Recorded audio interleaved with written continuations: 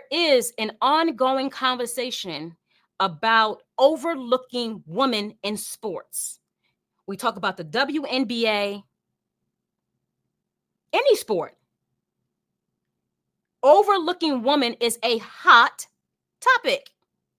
And women becoming more equal, or at least have somewhat of an equal playing field, has been a collective conversation. So when he chose what to focus on, it was something that was going to foster more consensus than it was dissension. Understanding business is understanding that you're not going to be able to appease everybody. You're not going to be able to serve everybody, and you shouldn't. You can't, because if you're trying to do that for everybody, you're missing something. Something is missing.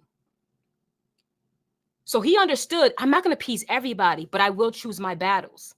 And I will choose the battle that is going to help the mission versus hurt the mission.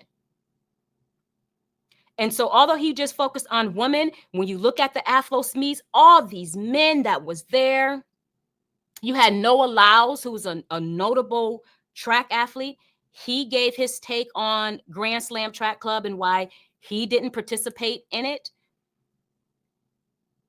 And he gave his very political response and review on it. But when you listen to him about Athlos, he was like, oh my gosh. One, they showed him there the night before in Times Square, and then the next day. And he was so impressed. He said, I am impressed with Athlos. And I don't impress easily. Oh, they got that caption from Noah.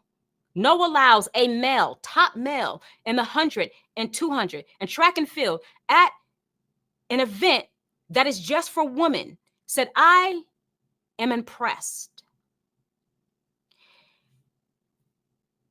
Now I am going to bring up the elephant in the room because it's big. Some people are saying, okay, Michael Johnson caught hell from the beginning. From the time he mentioned Grand Slam track, people were already pushing and negative and all this type of stuff. Agreed. I agree. It was a lot he was already catching a lot. And there's different reasons why people are saying that happened. But if you also look at Athlos its first year, it was catching it too. It was catching it for all types of reasons. Him stepping into an arena, not being about track and field, not knowing and understanding track and field, according to his own admission. Wasn't really a lot of engagement or following on the Instagram page. It was just like, very slow. So if you look at both, although it was delivered two different ways, it wasn't a lot of support in the beginning. Another thing people are saying is, especially when it comes to the Black community, you have someone who is starting this amazing opportunity for track athletes, trying to shift this game that has always been playing the athlete, stepping up, saying, I want to do something different. I want to do something new. I want to put the athlete first.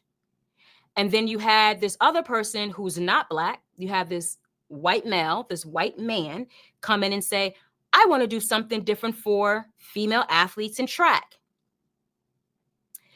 And individuals look at, okay, you have so many people in the Black community who's not supporting Michael Johnson, but all of these people in the Black community is supporting Alexis. Or he is the husband of Serena Williams and all the things. Understanding the business of anything, you have to do what's called a SWOT analysis. You have to understand your strengths, your weaknesses, your opportunities, and your threats.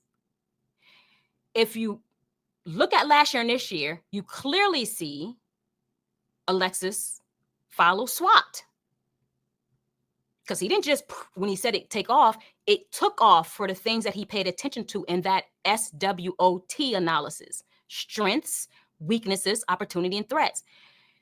Michael Johnson, then you look at those things, because I am not going to sit here and pretend that there are not barriers that come with, or obstacles that come with all the things that people are mentioning. But what you can do is you identify those things and you know them, and you prepare for them.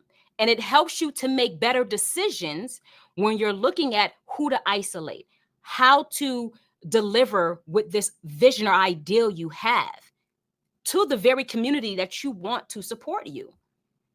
So although those things can be taken into consideration, I strongly believe those weren't the determinative factors. Speaking as a businesswoman and dissecting it from the inside, what I seen was the determining factor was understanding track the business and track the sport. I was in the sport, I was an athlete, and this is how I think it should be handled.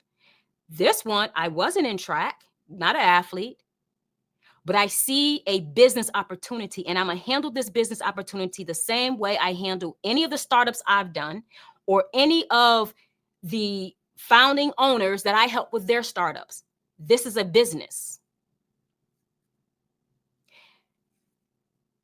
So that is Athlos and Grand Slam track is something to be studied because it's in an industry. And if whatever industry you are in, whether it's entrepreneurship, sports, entertainment, and you are on the side of providing a product or service, and you want to know how to elevate what you're doing, now is the time moving forward. Times are evolving. It doesn't matter what it looked like before. Now is the time for you to understand the business aspect of what you are doing.